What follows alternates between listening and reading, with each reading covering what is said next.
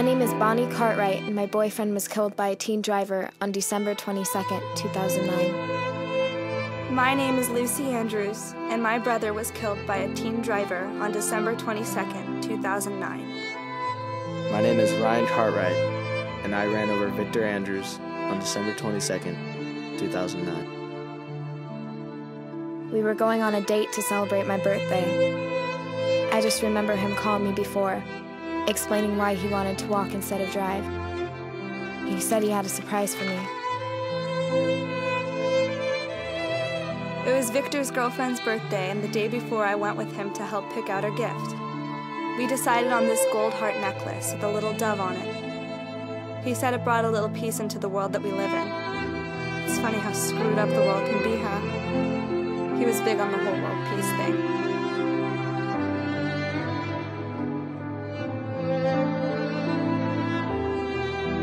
My buddies and I were frustrated because the fact that we had nothing to do on a Saturday at 3 p.m.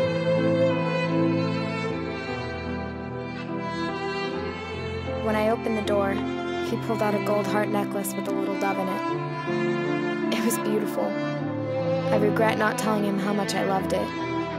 I just couldn't get the words out. He was always the one that could say how he felt anyways.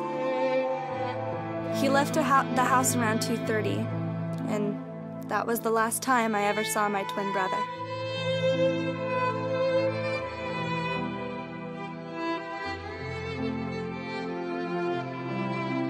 Then one of my friends thought of an idea.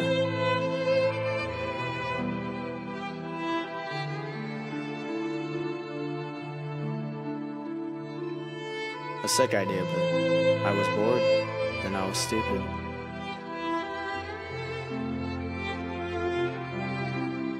We got into the car. It was my friend Brett's turn. He hit an old woman.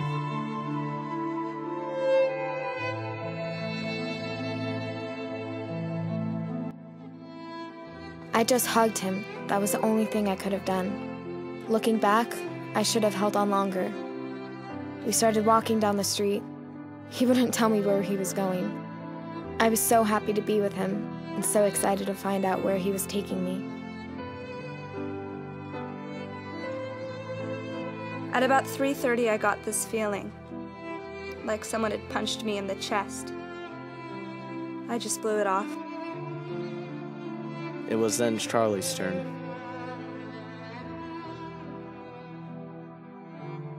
He hit an 8-year-old child. I got behind the wheel.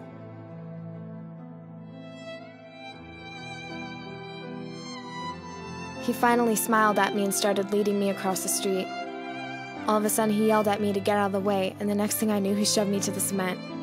I looked back in panic, afraid of what I'd see. I didn't see him at first, until I looked further down the street.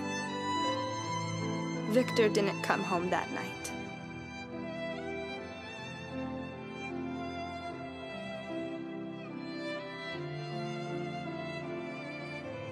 I saw my targets, a couple crossing the street, my victims, my sister and her boyfriend. Of course, I had no idea at the time, but seconds after, I knew when I looked and saw her face. I saw the blood first. There was so much blood. I just ran to him, bawling. I didn't even have to check for a pulse. I could tell he was gone. He was so drenched with blood. I miss him so much. It feels as though a part of me is missing, and always will be. A gaping hole in my chest. I never got to say that I love him. Maybe if I'd hugged him longer, he'd still be here.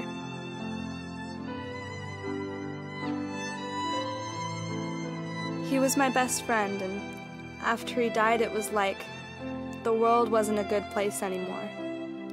Everything was gray and fuzzy for a really long time. I tried to commit suicide a year after the accident. My parents didn't even care. They didn't even care. Victor cared about me. He was my strength. And now, without him,